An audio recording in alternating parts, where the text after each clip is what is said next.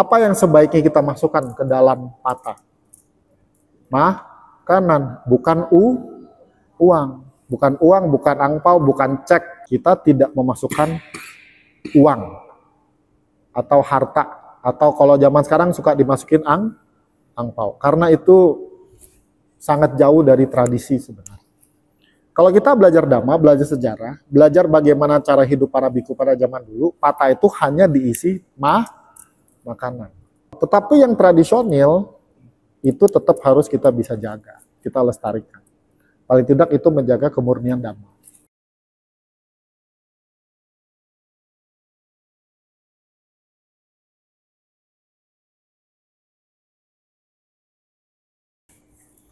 Siswa Buddha terbagi menjadi dua kelompok berdasarkan cara hidup.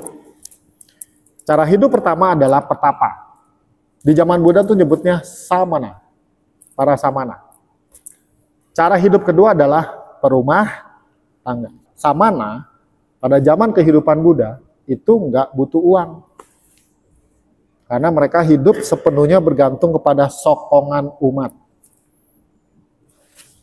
Pakaian datang dari, biasanya tergantung kalau ada yang dana kain.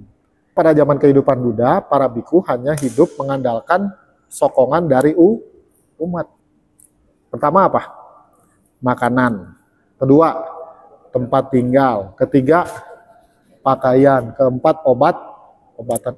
Itu saja 4 kebutuhan pokoknya. Untuk makan mereka dapat dari mana? Pakai pata kan? Bol. Makanya pata itu sesungguhnya adalah sebuah benda ya yang dimiliki oleh para biku pada zaman dulu. Itu sangat-sangat penting.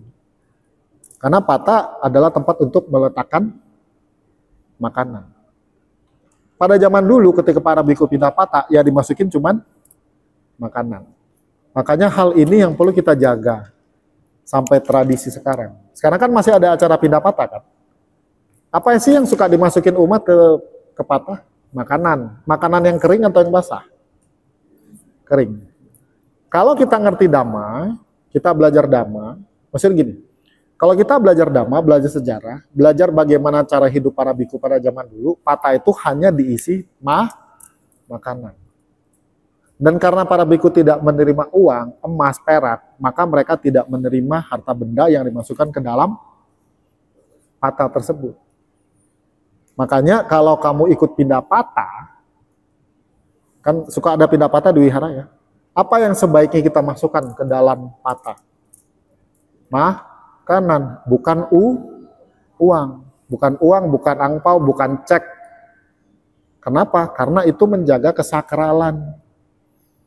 Secara kontekstual, di zaman sekarang memang hampir, kalau di Jakarta, saya nggak pernah lihat ya, biku pagi-pagi keluar pindah patah cari makan. Enggak. Tapi kalau acara-acara udah mendekat Katina, suka ada acara pindah patah kan? Nah, makanya umat Buddha harus tahu, kita melakukan pindah patah itu sekedar menjaga tradisi, kontekstual. Oh ini loh yang dilakukan oleh para biku pada zaman Buddha. Supaya menjaga kesakralan, supaya menjaga bagaimana kemurnian praktisi ini, maka masukkanlah makanan di dalamnya. Ada beberapa wihara yang menjelaskan kalau pindah patah itu suka dijelasin. Umat nanti pada saat pindah patah, kalau mau kasih makanan kering silahkan. Kalau mau kasih makanan basah, itu disarankan dimasukkan ke dalam plastik. Secara tradisional, misalnya satu biku ke kiri, satu biku ke kanan. Bisa aja biku yang ke kanan ini pulang nggak bawa makanan. Jadi mereka berbagi, mereka sharing makanan itu. Mereka makan di patah. Secara tradisional. Kalau sekarang udah era modern ya, udah beda. Hanya saja yang perlu tetap dijaga adalah kita tidak memasukkan uang atau harta, atau kalau zaman sekarang suka dimasukin angpau, karena itu sangat jauh dari tradisi sebenarnya. Salah satu cara kita menjaga Buddha Dhamma tetap lestari adalah hal-hal yang sifatnya kontekstual boleh kita lestarikan. Contoh nih kontekstual nih, di zaman Buddha apakah kalau acara ada nyanyi-nyanyinya nggak? Lagu-lagu Buddhis ada nggak sih zaman Buddha? Kayaknya hampir nggak ada ya. Tapi sekarang ada nggak kita di hidup Indonesia ada lagu Buddhisnya? Lagu-lagu yang isinya menjelaskan tentang Dhamma, itu cara untuk mengajarkan Dhamma supaya anak muda lebih ngerti. Itu namanya kontekstual. Tetapi yang tradisional, itu tetap harus kita bisa jaga, kita lestarikan. Paling tidak itu menjaga kemurnian Dhamma.